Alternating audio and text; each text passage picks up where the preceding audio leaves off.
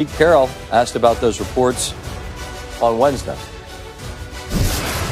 We have endeavored to be in on everything that's going on, and John has done a marvelous job of always being tuned into what's happening, and this is no exception, you know. So we'll see what happens. This is a high-profile football player, and he's had a tremendous history and all that. So the fact that it's really, you know, everybody's curious about it, it makes sense.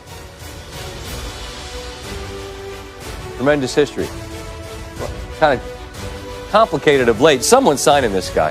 Seattle's current roster working awfully well with Wilson and leads the NFL with 19 touchdown passes, ranked second in completion percentage and yards per attempt. Also has the greatest difference between his actual completion percentage and his expected completion percentage, according to NFL Next Gen Stats. Le'Veon Bell, first practice with the Chiefs on Wednesday. Andy Reid wouldn't commit to having him in uniform Sunday for their game in Denver. Could be a snow game. Temperatures in the 20s and snow is interesting. Patrick Mahomes called Bell a mismatch coming out of the backfield. Just get him out there in the flat, Steve. Sneak him out. Sneak him out in the flat. Bell's the Chiefs' fourth first-team All-Pro skill player, which means some history could be made on Sunday if he's playing. According to the Elias Sports Bureau, no team since 1975 has played first-team All-Pros at quarterback, running back, wide receiver, and tight end in the same game. Kansas City could do just that.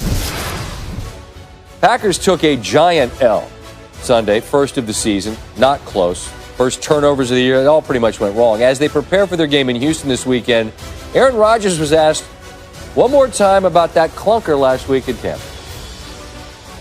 Hey, Aaron, do you think, based on how Tampa defended you, that teams, have a better handle on the maturation of year one to year two of your offense? So because of one game, what is it that you're implying, Mark?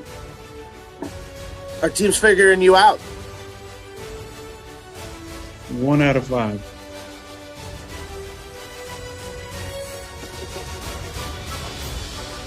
I love bleep you, Rodgers. I really do. He's sort of flipped the page this year, just doesn't care. Out of bleeps to give, as they say.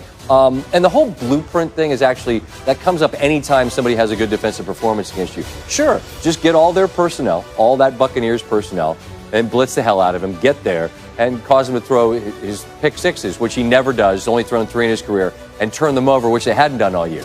So yeah, like one team figured him out. That one, the one they just played. We're done playing them. More SportsCenter after this. Dolphins made news Tuesday. They made it official Wednesday. Tua is going to be the starter.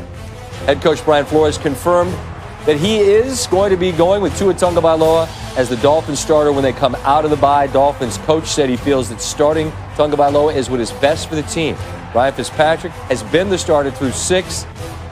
Yeah, they're 3-3, but they're in the mix. And he spoke candidly about the move.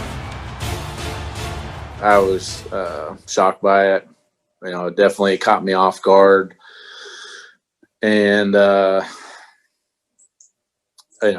was a hard thing for me to hear yesterday, just kind of digesting the news.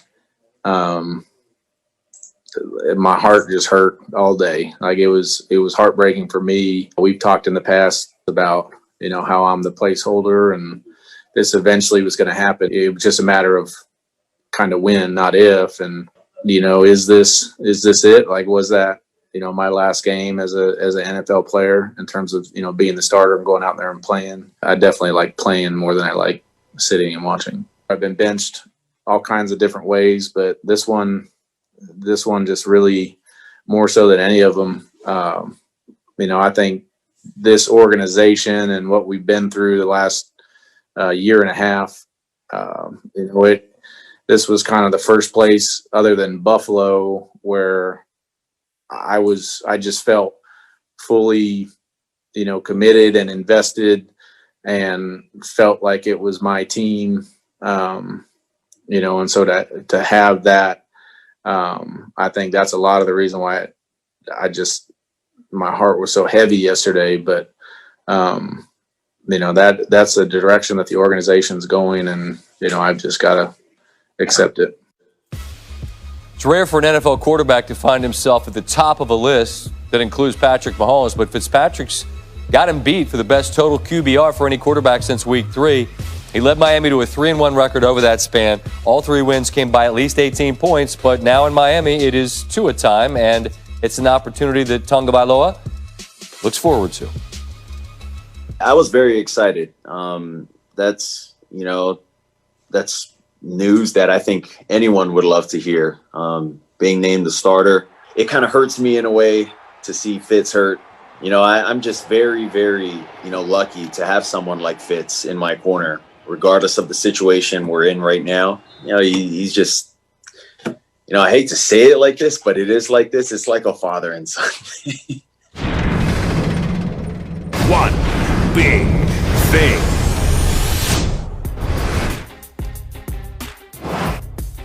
Last week, Cameron Wolfe, who covers the Dolphins for ESPN, wrote about why Ryan Fitzpatrick is beloved by his Dolphin team. His teammates and coaches provided the details. Mike Gesicki called him the greatest teammate I have ever had. His head coach, Brian Flores, saying, quote, "He's a great teammate, and that goes far beyond what you guys see on the field. Nothing that happened Wednesday off the field means Ryan Fitzpatrick isn't what they say he is. Nothing." For everybody who assumed Fitzpatrick would take losing his job after winning 3 of 4 games with the Dolphins just a game out of first in the East and smile and say, "That's fantastic, I can't wait to be the backup," that's not how it went. Instead, the 37-year-old in his 16th NFL season with his 8th team was honest and human. It's still just, it broke my heart yesterday. It's a tough thing for me to hear and to now have to deal with, but I'm going to do my best with it. I basically got fired yesterday, and then my day of work today consisted of me in Zoom meetings listening to the guy that fired me, and then locked in a spaced out room with my replacement for 4 hours today. And those answers, I think you see why he is beloved. The passion and the belief that he could play and play well enough for it to be his team were backed up by the results that leave him hurting and wondering why now. And if you can't relate to that, it's because you don't currently have a job that there are a total of 32 of. And he was doing a better job than many of the other 31. Fitzpatrick's seen everything that the game can throw at you. He's a journeyman quarterback. And his duty at this stage of the journey was to keep the seat warm until the rookie was ready. And he knew that all along. But Fitzpatrick had played well enough lately that it creates an unthinkable situation. A year ago, you remember the rallying cry in South Florida? Tank for Tua. Then he got injured, and the Dolphins were able to get him at 5.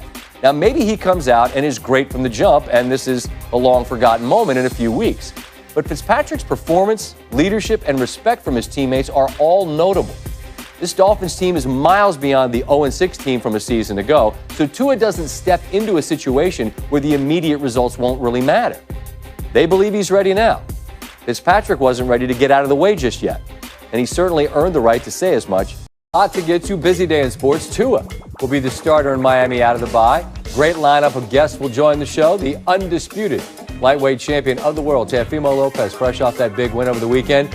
And Arkansas head coach Sam Pittman. Are they one of the biggest surprises in the SEC? Yes, sir! But we begin with the best thing I saw today. Another football coach. It's Mike Tomlin. You know I love when he speaks. Why? No nonsense, as always.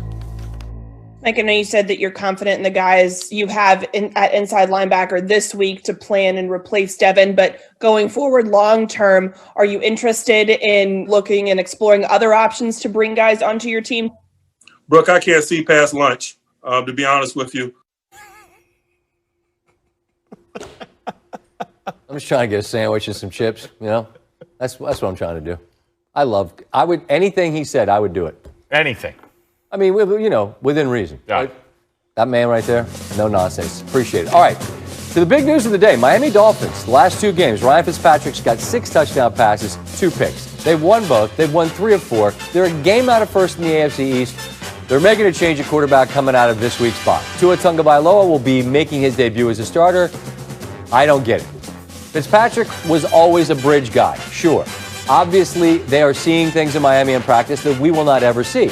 But Fitzpatrick is adored by his teammates. He's playing well enough to give him a chance every week.